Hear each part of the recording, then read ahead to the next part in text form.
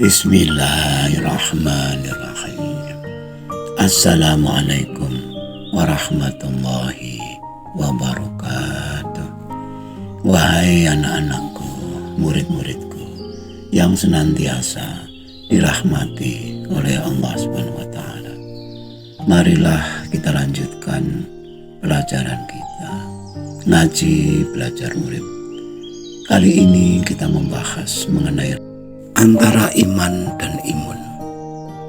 Iman dapat diartikan yakin atau percaya, sedangkan imun kependekkan dari imunitas atau kekebalan. Urusan iman biasanya terhubung dengan agama, dan imun terhubung dengan kesehatan tubuh atau fisik. Sedang bila dihubungkan dengan urusan sosial, pergaulan di tengah-tengah masyarakat, sebagaimana hukum rimba, siapa yang kuat, dia yang kuasa, dan yang lemah, yang dikuasai. Siapa yang imannya kuat akan menguasai yang imannya lemah.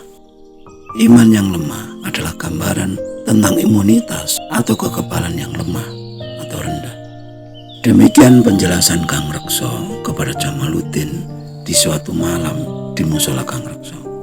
Apakah Mas Jamal pernah berpikir tentang hubungan antara iman dan imun? Belum, Kang. Tolong dijelaskan sekaligus contohnya, Kang. Mas Jamal pernah dengar enggak sahabat Rasul Bilal bin Rabah? Oh iya, Kang, budak yang kulitnya hitam itu. Itulah contoh nyata hubungan antara iman dan imun. Keimanan atau keyakinan sahabat Bilal benar-benar menjamin imunitas dirinya dari pengaruh dan ancaman serta siksaan dari majikannya, yaitu Umayyah bin Khalaf, orang yang kaya raya dari kaum Quraisy. Siksaan apapun yang dilakukan Umayyah kepada Bilal tidak menggoyahkan iman sahabat Bilal. Bahkan Bilal siap mati demi imannya. Maka wajar bila Bilal termasuk sahabat Rasul yang dijanjikan masuk surga. Dan kisah keimanan Bilal akan terus dibicarakan umat Islam sampai ribuan tahun. Hingga saat ini, setiap kali sejarah Rasul dibacakan, nama Bilal selalu disebut. Kisah sahabat Bilal adalah contoh iman dan imun yang menyatu. Lalu bagaimana dengan iman kita, Mas Jamal? Waduh, Kang, jangan tanya begitu, Kang Rekso. Aku jadi malu. Bahkan iman saya belum pernah dapat ujian apapun, Kang. Baik kemiskinan maupun kekayaan, apalagi siksaan. Lalu Kang Rekso berkata, bukankah di dalam Al-Quran surat Al-Ankabut ayat 2 yang artinya, apakah manusia itu mengira bahwa mereka dibiarkan saja mengatakan kami telah beriman, sedang mereka tidak diuji lagi.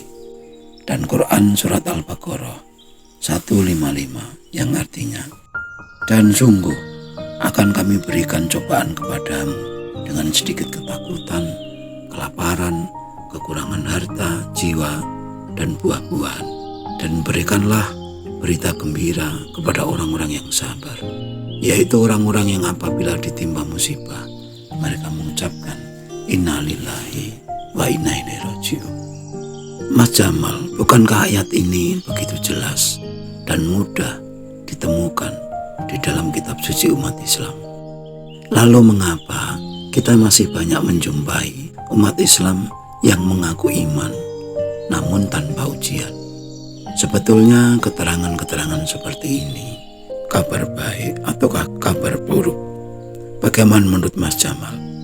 Jamaluddin hanya terdiam, tidak mampu menjawab. Dia ingat terhadap dirinya sendiri. Bukankah imanku belum teruji? Bukankah selama ini banyak pendakwah yang sukses, makmur, kaya raya setelah menjadi pendakwah? Apakah kesuksesan itu merupakan ujian bagi mereka? Kalau memang ujian, lalu mengapa banyak yang bercita-cita menjadi pendakwah atau dai? Terutama mereka-mereka yang ada di pesantren. Apakah yang telah terjadi selama ini banyak yang salah? Bukankah pesantren adalah jalan yang paling baik untuk memperdalam agama?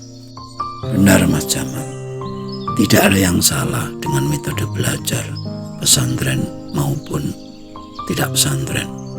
Namun setelah benar-benar pandai menguasai ilmu agama, tujuannya untuk apa? Tergantung kemurnian niatnya. Demikian dengan pendakwah Mas Jamal.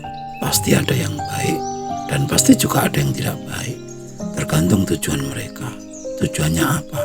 Untuk umat ataukah untuk diri sendiri? Pada dasarnya hanya ada dua jenis manusia.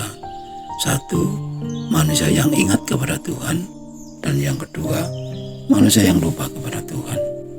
Tentu saja yang selalu ingat kepada Tuhan pasti menjadi manusia yang asli, yang menjunjung tinggi nilai-nilai ketuhanan dan kemanusiaan, yang selalu ati Allah wa ati Rasul, taat kepada Allah Ta'ala dan kepada Rasul, yang menjadi rahmat bagi yang lain.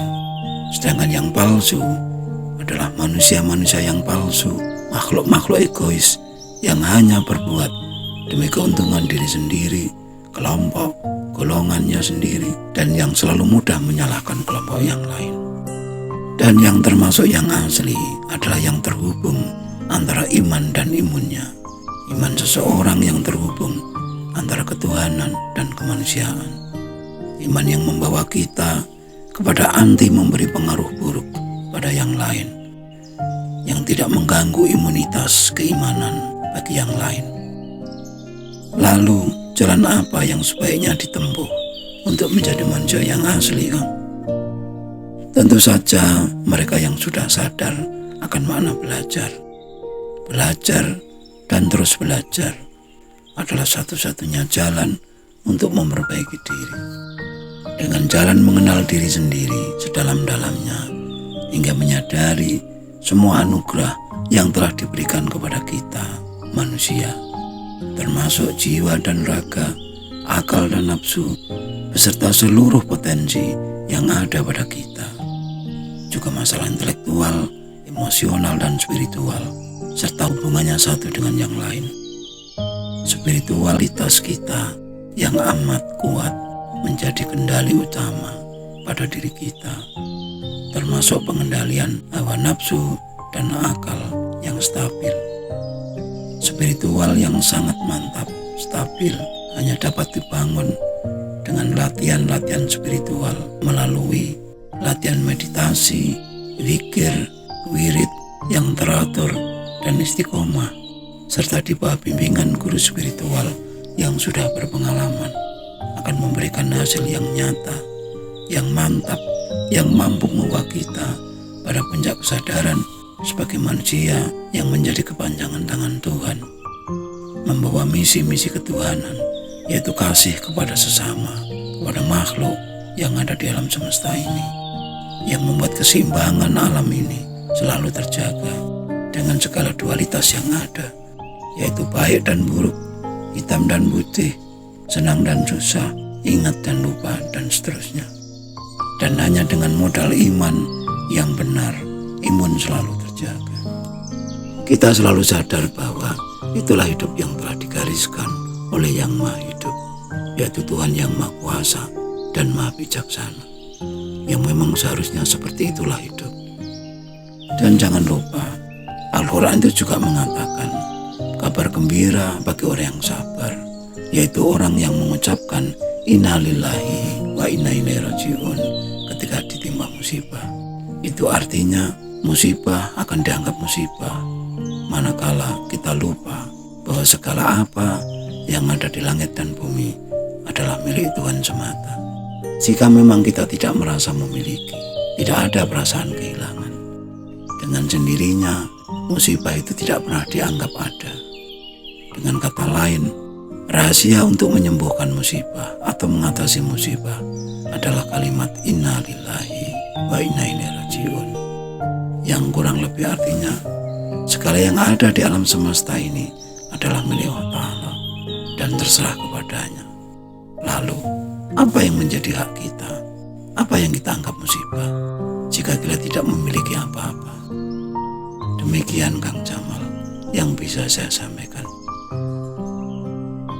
Sekian dulu wejangan yang mohon maaf atas segala kekurangan. Semoga selalu bermanfaat. Dan marilah berdoa bersama. Ya Allah, mudahkanlah jalan pengabdian kami kepadamu. Amin, amin, amin. Ya Rabbal Alamin. Wassalamualaikum